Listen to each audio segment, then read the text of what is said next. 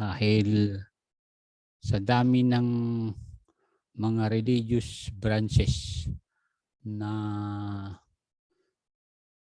lumabas ay nakaka-confuse na kahit na sa Baptist group. Ano ho? Ako ay matagal na rin sa Baptist group, lalo na sa fundamental Bible believing Baptist group. Dapat iayos natin itong mga doktrinang to. Dahil kami yung bunga ng mga naunang missionaries na nag-establish sila ng mga doktrina na dapat hindi baliwalain. Ganun yan. So dito sa Luke chapter 1, makita natin yung sinabi ng Apostle Luke, kaya si Saint Luke, dapat maayos. Sayang naman yung mga pinaghirapan ng mga old missionaries, mga matatandang nagpunta sa Pilipinas. Kung lahat lang tayo ay, oo nga, maingay, pero pagdating sa doctrinal issues, wala na. Marami na ako nakita ganun eh. Kanya-kanyang punta Amerika, pagkatapos kumuha ng sari-sariling authority, tapos naging ecumenical. Pangit naman. Sabi niyang Apostle Luke na po, for as much as many have taken in hand to set forth in order a declaration of those things which are most surely believed among us, even as they've delivered them unto us, which from the beginning were eyewitnesses and ministers of the word. It seemed good to me also, sabi ni Luke, Saint Luke, having had perfect understanding of all things from the very first, to write unto thee in order, most excellent Theophilus. So, malinaw sa Bible na meron talagang in order. See? Nakita ko po sa ating mga kasamahan, may naturuan tayo na maya-maya nag-iba na ng doktrina. Sayang, sabi ko nga nakinuyan sila Pastor Howard Quinlan, yung mga naunang missionaries, nagsakripisyo para turuan tayo maayos. Tapos ngayon, kami na naturuan ng maayos. Nung nagturo kami, hindi na maayos yung practice ng mga naturuan namin. Lalo-lalo na yung mga yumaman. Tapos nung sila yumaman, sumama sa yumaman din, tumatanggap na sila ng mga membro na kahit hindi na mag-asawa sa loob ng simbahan, pwede na. Which is talagang nakakalungkot na po, na yung purity ng Bride of Christ ay na-adulterated, na parang wala nang pagkakaiba sa mga kulto. Takin mo may asawa ito, magsama si loob ng simbahan, okay lang. O kaya hindi sila hindi kasal, magsama sa loob ng simbahan, okay lang. O kaya ito may asawa, ito walang asawa, magsama, okay lang. Alam niyo, mga kasama malungkot sa body of Christ yung ganyan. So mag-pray na tayo. Ang Diyos, salamat po sa Holy Spirit na nandyan pa rin nagtuturo sa amin.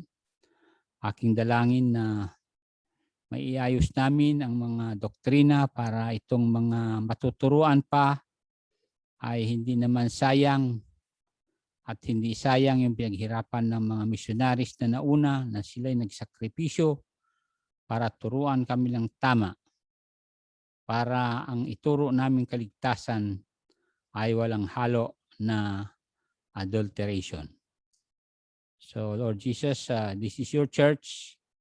I pray for these whom we are training, that they will stand firm, not to compromise the doctrine of salvation, doctrine of separation, when it comes to the love of money or pride or friendship.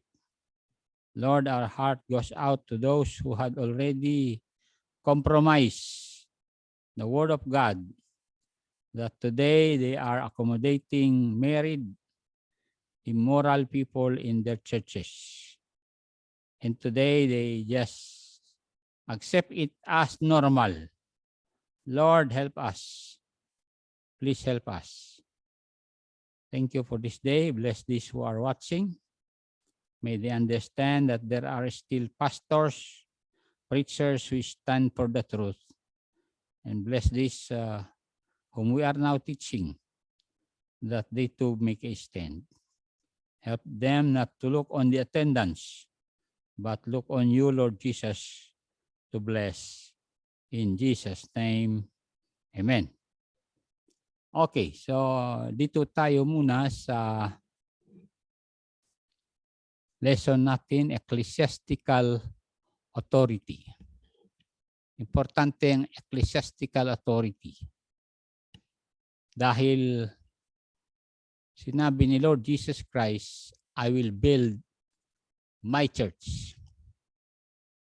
Ibig sabihin, meron talagang authority. Tulad ng magulang yan. Ikaw bilang anak, meron kang magulang. Ganon din sa mga missions. Lahat ng missions ay meron silang maituro na sending church.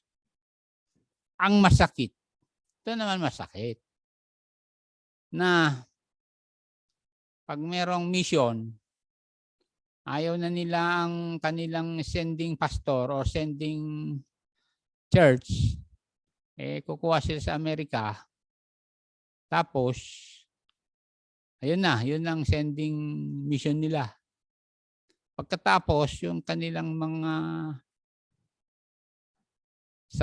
sasamahan dito, i-connect na rin nila sa Amerika. In such a way na nakaka-confuse, which is not good. So, yan ang nakita ko na nakakasira sa organisasyon. Dahil katulad yan, ako galing sa Mountain View Bible Baptist Church, sent out ako doon. Pagdating ko rito, may mga na-train tapos nag-send out. Okay? Ang masakit, yung mga ni-send out namin dito, nung nakapunta Amerika o nakapunta abroad, naghanap ng sabitan doon dahil sa pera. Nung i-recognize na namin, sabi na hindi namin na i-recognize kayo na sending church. Malungkot po yan dahil siyempre yung aming pinanggalingan na si Pastor Howard Quinlan, inaasahan niya na talagang magkaroon ng harmony. Harmony yan. Dahil meron na tawag na puno Ano ba? Puno, Mountain View. Tapos nag-branch out dito. Tapos mag-branch out kami rito. Tapos maya-maya wala ng branch. Delikado ho yan. Sabi niya sa Matthew 16:18. Sign natin ito, Matthew 16:18. Ito ang tinatawag na perpetuity of the church. Tuloy-tuloy ito Hindi nawala yung Baptist Church. Hindi katulad ng sinasabi ng iba na nawala. Tapos lumitaw nung 1800, nung 1914. Hindi nawala.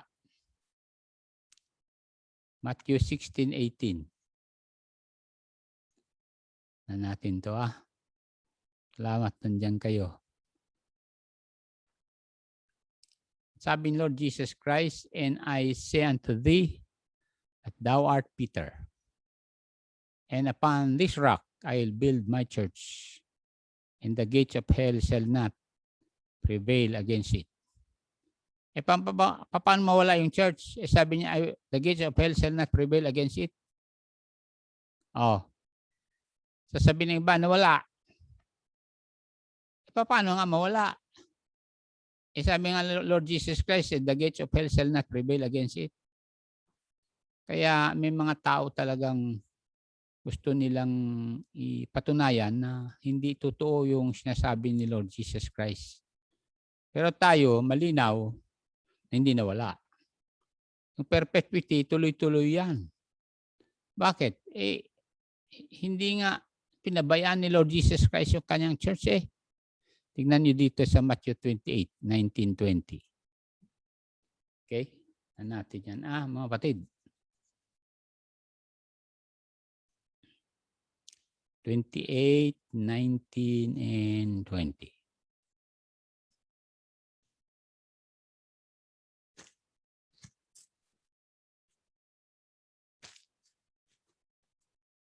Ang inutusan ni Lord Jesus Christ dito ay ang kanyang Baptist Church. Malinaw naman sa New Testament na John the Baptist ang unang preacher Verse 19, go ye therefore and teach all nations. Yung go ye yan ay ang inutusan ang ye, yung Baptist Church. Kasi pansin nyo, baptizing them in the name of the Father, of the Son, the Holy Ghost, teaching them to observe all things whatsoever I have commanded you. Ito na yung perpetuity, tuloy-tuloy. Hindi nawala. And lo, I am with you always, even unto the end of the world. Amen. Paano mawala yun? Sabi niya, I am with you always. Kaya yung kasinungalingan ni Diablo, tapos lumitaw na yung mga bagong mga ecclesiastical group na sila daw tama kasi na naginip daw si ganito, na sila ay ganon. Abay, pwede ba pag-aralan niyo ang New Testament? Ngayon, nandiyan pa rin tayo sa perpetuity ng Baptist Church. Tatay sa Ephesians 3:21. Tingnan ito Ephesians 3:21. Ay tinuturo ko ito sapagkat maaring yung mga estudyante natin kayo sa virtual Bakit pagdating ng oras pagpunta nyo sa Taiwan pagbalik nyo sa Pilipinas, iba ng authority nyo. Yun ang masakit Kaya nagkakagulo tayo dahil dati-dati akong authority nyo. Ngayon, in-check na ang authority nyo. Wala. Ano sabi niya? Unto him be glory in the church by Jesus Christ throughout all ages, world without end. Amen. Pansin niya, throughout all ages, hindi nawala. Paano nawala yun? Baga sa pamilya ni Noah, nawala ba yung pamilya ni Noah? Hanggang ngayon, tuloy-tuloy yan. Ganon din yan sa church, lalo-lalo na si Lord Jesus Christ nagsabi, I will build my church. And the only way the church was built ay ito na. Tayo na mga believers, alam natin na tayo ay naabot ng Diyos through His church. Pastor, paano ako naabot? Ito. Dito sa Romans chapter 10:14. Doon tayo naabot ng church, ng Panginoon through His church. Kaya may nag-invest para tayo ay maabot. May gumastos para tayo ay maabot tayo. Oh, nanyan eh. How then shall they call on him in whom they have not believed? And how shall they believe in him of whom they have not heard? How shall they hear without a preacher? Oh, tingnan mo yan ha. How shall they hear without a preacher? So verse 15, alam natin ang paraan.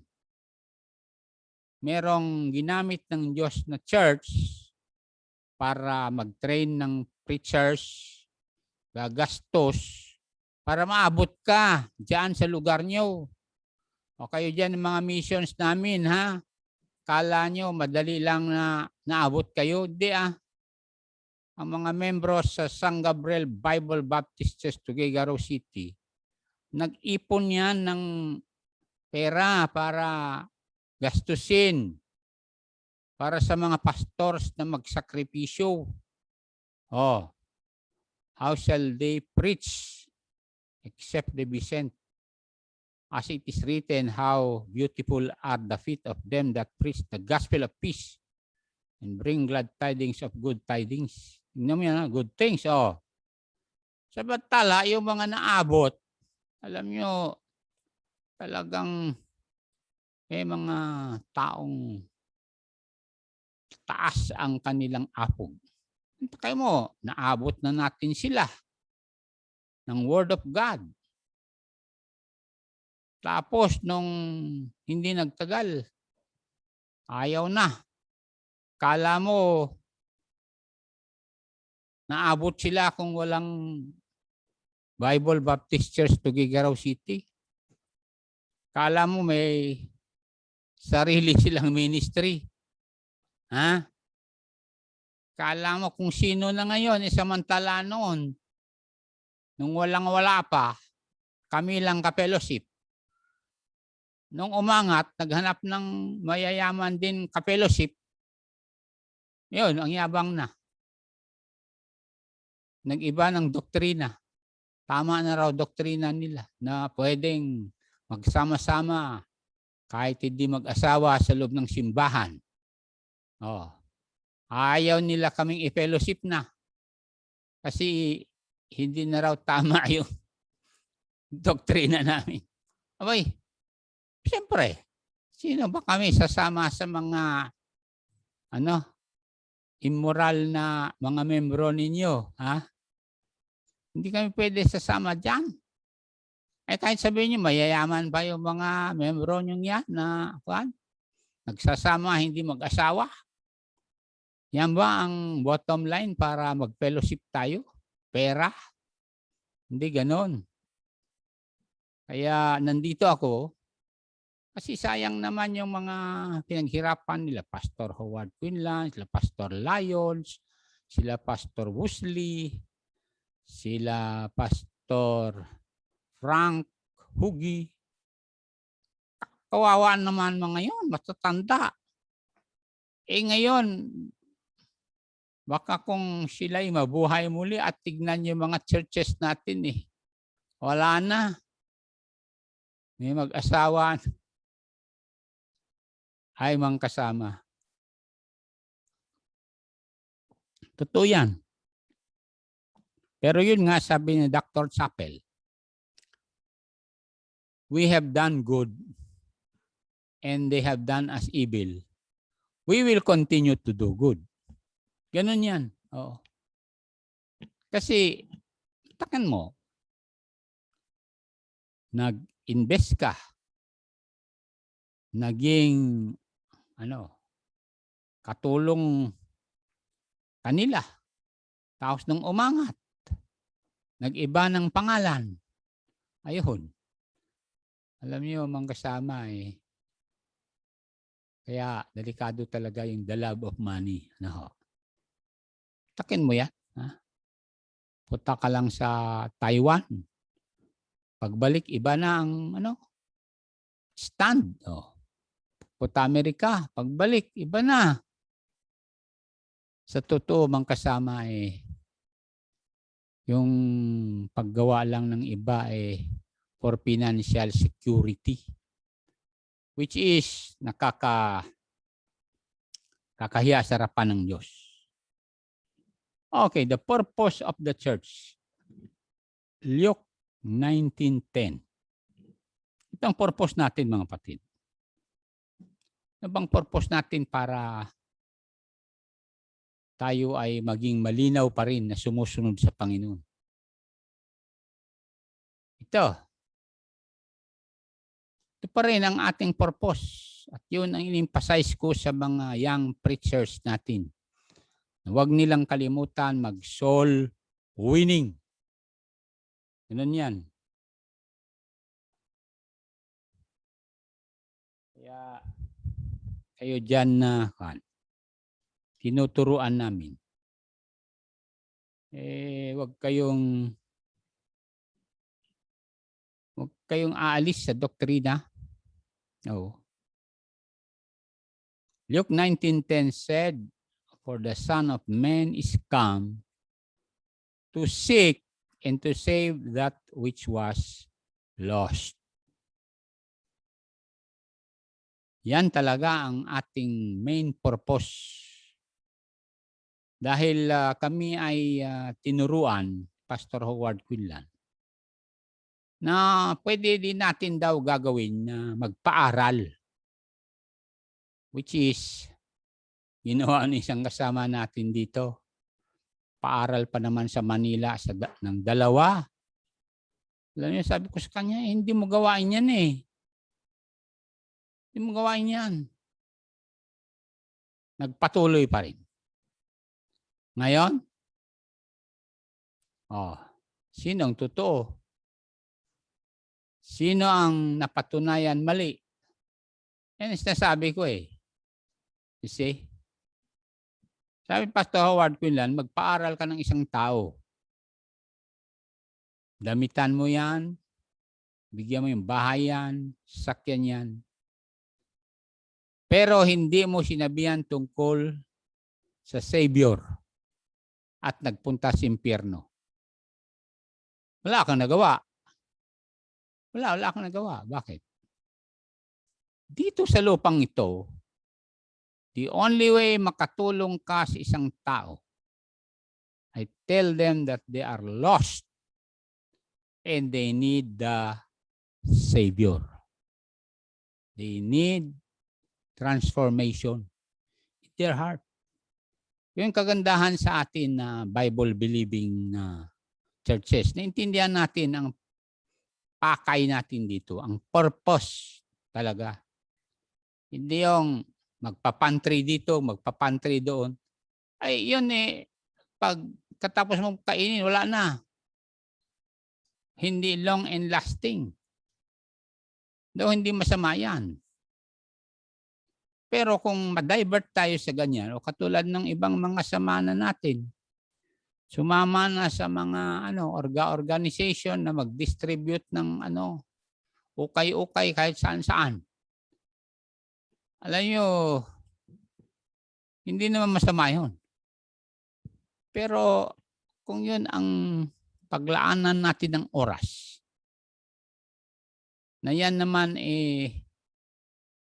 hindi nakakawin ng isang soul, kawawa naman. Marami na akong nakitang programa Programa ng karamihan. Ayun, kahit ano-ano lang pinasok. Sa totoo, tagal na rin kami ni late Pastor Talaver sa Philippine National Police nagtuturo. Kahit ano lang. May mga certificate of recognition, may mga trophy pa kami. Pero dahil hindi talagang ecclesiastically motivated, hanggang compliance lang. Pagkatapos ng seminar, tapos na. Ayun, pwede na uli, tapos na. Compliance, sabi ko, wala ito. Oo. Delikado eh. Kaya importante pa rin yung God's way na to seek and to save that which was lost. Yung bang bringing individual to Jesus. Kaya kayo dyan ng mga tinitraining namin sa virtual, sa soul winning, dapat i-practice nyo palagi yung soul winning na yan. Dahil hindi naman magastos mag-soul winning eh. Hindi katulad nung iba na yun, mag-ipunin lahat nila, yung lahat ng sekta. Tapos, punta sila sa isang lugar at magsayawan. Ayun. Tapos yun na raw evangelism. Hindi ganon. Kahit maliit ka lang na church,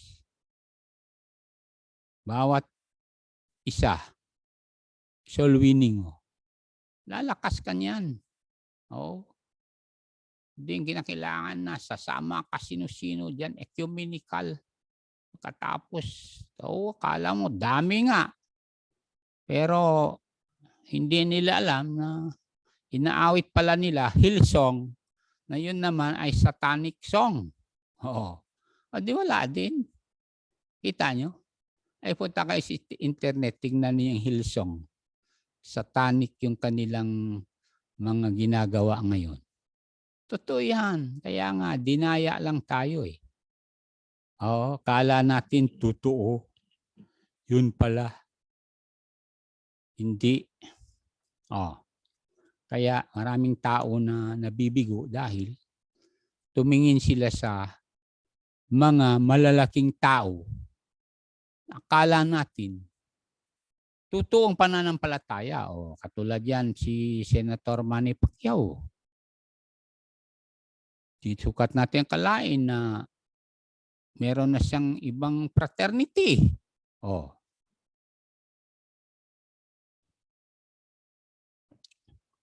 Antala ang simulan niyan, simple lang, di ba?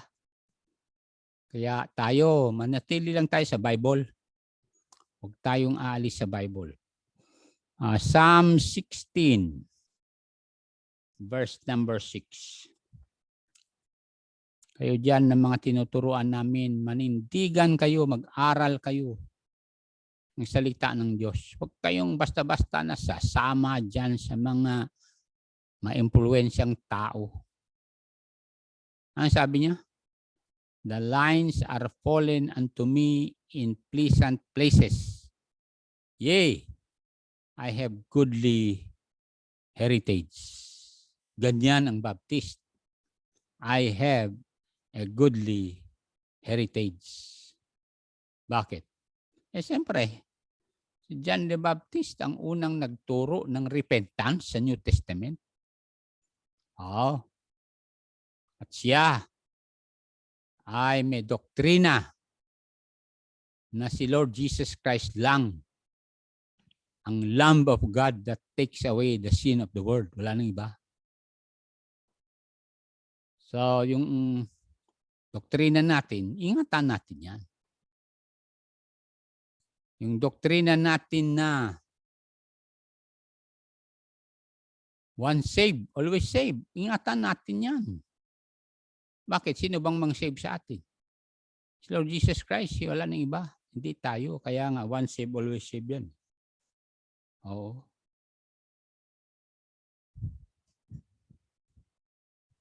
Kaya tayo na nandirito ngayon, ay binibigay ko sa inyo yung aking nalalaman. Bakit? Siyempre, kami yung mga tinuruan. Kawawa naman yung next generation kung katulad ngayon. Kung ngayon ay may mga lumitaw na okay lang ang mga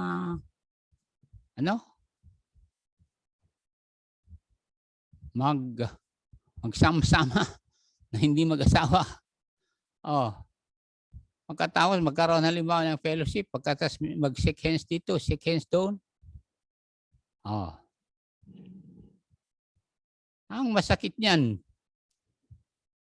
tinatanggap na sa ibang Baptist church. Pwede yung ibang pastor, merong anak sa labas. Tapos hindi lang pinapansin na yan ay kasalanan. Para ba yung normal? Magagalit ang Diyos diyan. Kaya nga, katulad yan, kakaproblema tuloy. Tayo, siyempre, we must make a boundary. Kaya nga, sabi kay Pastor John Quinlan, there are places or there are fellowships that I cannot go anymore because they are accepting preachers with another woman. So, na kay Pastor John Quinlan na yun. Punta siya, sa kanya naman yun. Pero sa palagay ko, hindi siya punta. Nabi naman niya sa akin yun. I am not in agreement, sabi naman niya.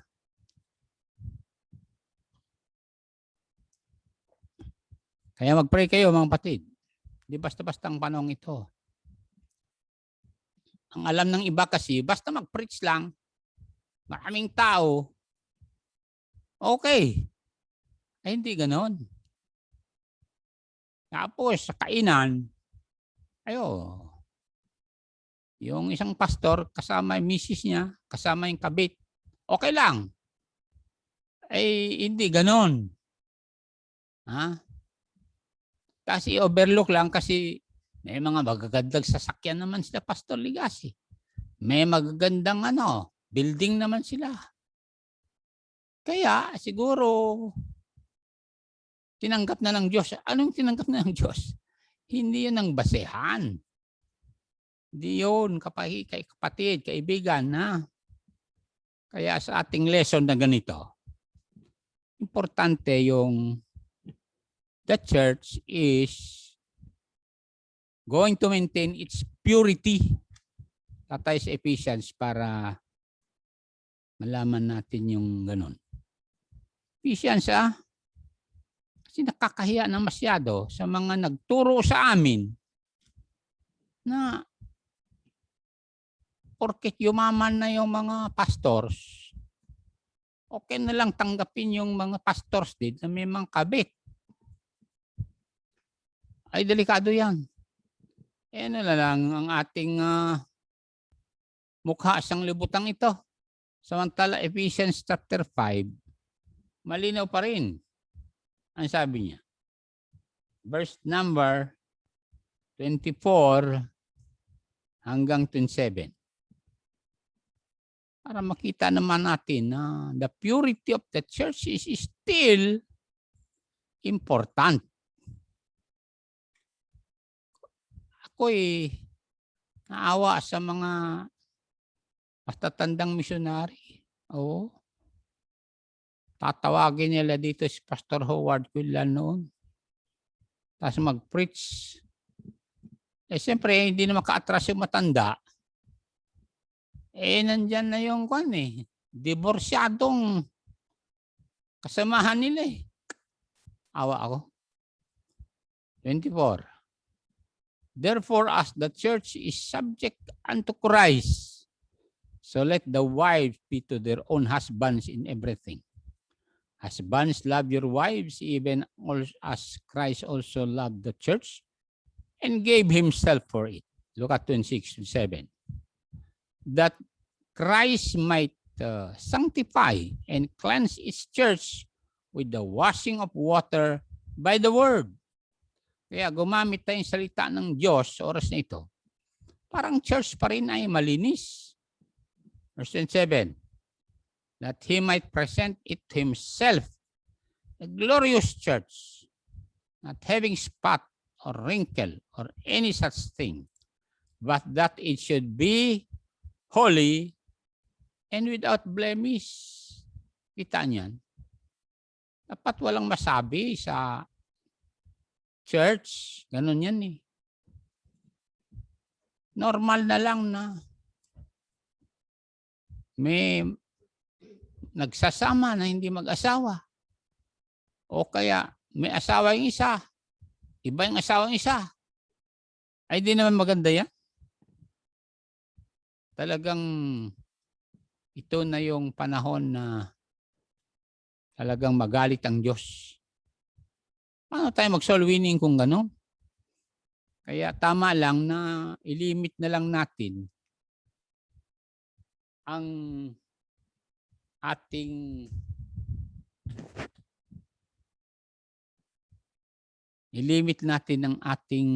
fellowship sa mga naniniwala pa sa salita ng Diyos. Kasi yun ang gusto ng Diyos, mga kasama. So kayo na mga membro dito, alam ninyo kung saan stand natin. Hindi tayo sasama dun sa mga pastors na kahit galing sa atin. Hindi tayo sasama sa mga pastors na kahit galing sa atin, naturuan natin, na tinatanggap na nila ang ibang mga pastor na baking fellowship nila na may anak sa labas. O kaya, tumatanggap sila ng mga membro na may asawa yung isa, dalaga. Di tayo ganon. Kaya nga sabi ko sa dalawang pastor na ating mission, ayusin ninyo yung relasyon ng mga nag-a-attend sa inyo. Magkaroon kayo ng tinatawag na limited time kung kailan magsamba mga yan. Hindi yung 3 years, nagsasamba pa rin. Sabihan mo na magpakasal sa mayor. Walang pera, di wag na. Punta na lang kayo sa ibang sambahan. Kaysa yung samba kayo sa amin na hadlang pa kayo sa ikakaligtas ng iba. Kaya mga kapatid, meron church that will help the world to come to Christ. But how can the church bring the sinners when the church itself is more than the sinner? Nakanyo mga kasama? Mantala bilang bride ni Christ, dapat wala yun eh. Ang linaw-linaw sa New Testament yan eh. Yung mga nagsasamang ganyan sa loob ng church ay in-excommunicate. Basahin natin ulit para importante ito eh. Kasi the morality that is practiced in the church must be practiced until today. Until today. Hindi yung korket na kasama yung malalaking sambahan, mga temple, tapos may mga pera sila, okay lang. Ay, hindi ganoon. Hindi ganoon. 1 Corinthians chapter 1, 1-5, basahin natin. Tinuturo natin to kasi kayo na mga tinuturuan namin. Sayang naman ang nag-invest sa buhay namin kung hindi namin turo sa inyo ito. At dahil tinuro namin sa inyo, manindigan kayo. Huwag kayong masway. Kahit sa pera o kaya sa malaking fellowship sa Amerika. Hindi ganon. Ready? 1 Corinthians chapter 5. 1 Corinthians chapter 5 verse 1. Okay? Natin to. Sabi niya rito, it is reported commonly that there is fornication among you. O sa loob ng church sa Corinthians to, and such fornication as is it is not so much so named among the Gentiles that one should have his father's wife.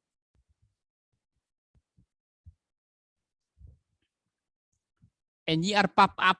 Ano ibig sabihin, no? Para ba yung pinagmamalaki pa nila? Meron ganon.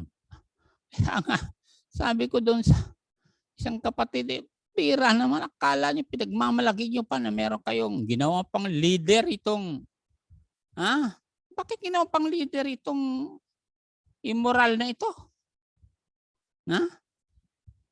And have not rather mourned that he that hath done this deed might be taken away from among you. Masakit eh. Kaya pang Sunday school teacher, for verily as absent in the body, but present in spirit, have judged already, as though I were present concerning him that hath so done this deed. Alam ko nang ginagawa ko, sabi ko ikaw kabataan palang preacher, dapat hindi pinayagan yan. Verse 4. In the name of our Lord Jesus Christ, when you are gathered together in my spirit with the power of our Lord Jesus Christ, anong gagawin? Ito, gagawin.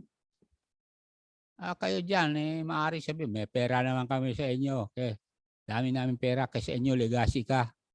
So what? Anong gagawin? So verse 5, tingnan nyo. To deliver such an one unto Satan. Magawa nyo yon. Hindi namin magawa kasi may pera yung inalagaan namin eh. Wala kayo. Pero sabi ng Diyos, to deliver such an one unto Satan. Ilang taon na sa loob ng simbahan nyo yan, for the destruction of the flesh, that the spirit may be saved in the day of our Lord Jesus Christ. Ngayon kinakailangan pa bang i-interpret yan? Naka-interpret na yan eh. Maghanap pa kayo, taga Manila o taga Amerika, mag-interpret niyan. Tapos kung interpret nilang gusto nila tingnan mo legacy. Mali interpretation mo kasi ang nag-interpret yung mayaman. Wala Hindi ganon. Ang Holy Spirit, Bible said, He will lead us into all truth. Kaya inaayos natin to. Dahil kawawa naman itong young preachers na tumitingin. Bakit? Sabi nga sa akin, bakit doon tinatanggap si ganito, may anak naman sa labas. Ikaw lang yata, Pastor Ligassi, ang hindi tumatanggap kay ganon. Siyempre sabi ko, kahit lahat kumain ng bato, huwag tayong kakain ng bato. Ganon tayo, mga kasama. Malinaw naman kasi sa Bible yan eh. Ngayon, bago tayo mag-break, ay meron tayong verses sa 1 Peter, chapter 1. Kasi sayang na may mga naturuan, may mga nagastos, may mga building na build. Tapos, sa mga building na ating pinaghirapan, ang mga pumapasok ay mga immoral. Alam nyo, hindi maganda eh. 1 Peter 1, 14 hanggang 16. Na natin to.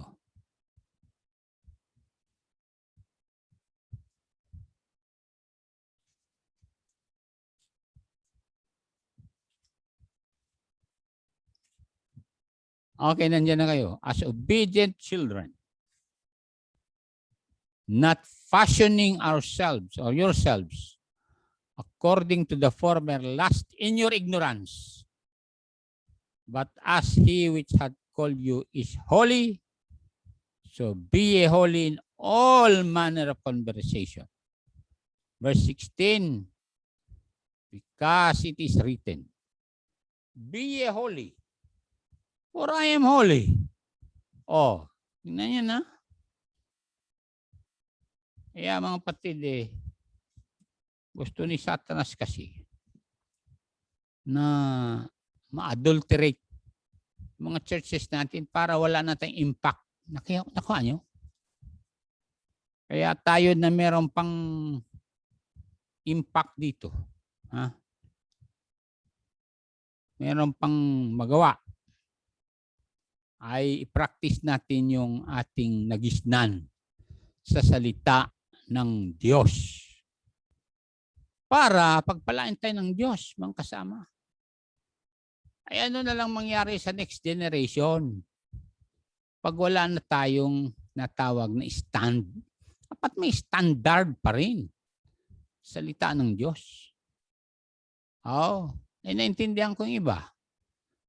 Ang lakas ng kanilang pag-preach, ang lakas ng kanilang sigaw. Pero may mga alaga silang mga immoral sa loob ng simbahan nila. Naintindihan ko, siyempre, kailangan nila magbayad ng upa ng bahay. Kailangan nila magbayad ng kanilang mga appliances. Kailangan nila magbayad ng gastusin ng misis. Buti lang wala akong misis. Kaya, they will begin to soften their stand. Just for to maintain the financial support. Ay, dito hindi. Oo, dito hindi. Oo, importante. Meron din support. Pero dapat may paninindigan. Kasi, ano nang mangyari, pagka-fellowship, dami nga tao. Pero, kalabitin mo, bakit nandyan yan? Alam mo, mayroong kabit yan. Kasi yung host pastor, kaibigan niya yun. O di wala. Kaya, kung sino man, kayo mga pastor, alam ninyo na mayroong host pastor, nag-iimbita ng mga pastor din na mayroong alam nyong kabit. Islam, huwag kayong porque kaibigan yung host pastor na yan, kahit sino pang laki niyan at malaki ang pera niyan galing Amerika. Kung alam ninyo na wala siyang paninindigan, ay mas lalong lalaki lang ulo niyan kung masasama kayo. Kasi tignan mo, marami kami. Marami kami. Yun ang kanilang pinagmamalaki. Marami naman kami. Oo nga, marami kayo, pero masaya bang Diyos sa dami ninyong yan? Okay, so andyan tayo, inaayos natin to para itong mga tinuturuan natin na maging pastor, preachers na maging pastor, maayos naman ang inyong stand, conviction. Ganun yun hindi yung, basta, Baptist, okay. Hindi daming Baptist dyan, pero wala. Kung sino sila dati, ngayon, bad twist na. Nasabi ko yan mga sama. Pagkat sa panahong ito, it's easy to compromise when the bottom line is the love of money. Ito. Kaya pasalamat ko sa mga membro. Sila nagsusuporta sa gawain ito.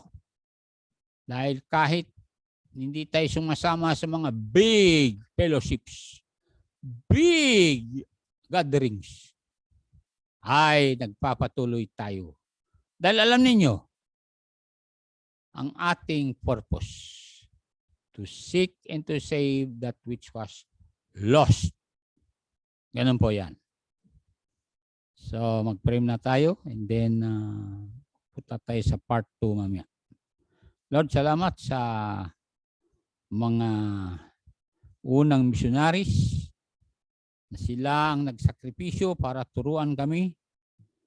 At aking dalangin ng Holy Spirit manguna para itong mga tinuturuan namin ay magpatuloy sa aming mga nalalaman, sa mga natutunan namin sa mga old missionaries about the Word of God, na dapat hindi namin i-compromise ang mga convictions namin dahil you are counting on us, Lord Jesus, to make sure that your church will stay holy, stay sanctified, because your word is still available today.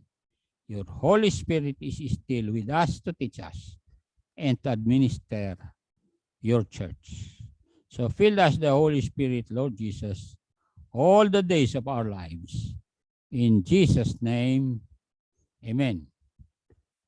Christ in love redeemed before his own, but I know whom I have believed and am persuaded that he is able to keep that which I've committed unto him.